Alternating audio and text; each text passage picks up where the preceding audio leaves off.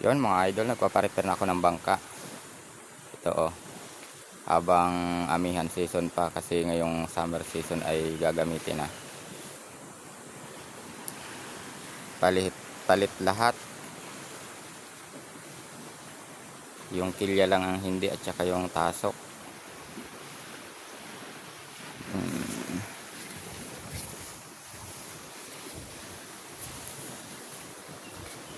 Baka mga 3 araw pwede na to.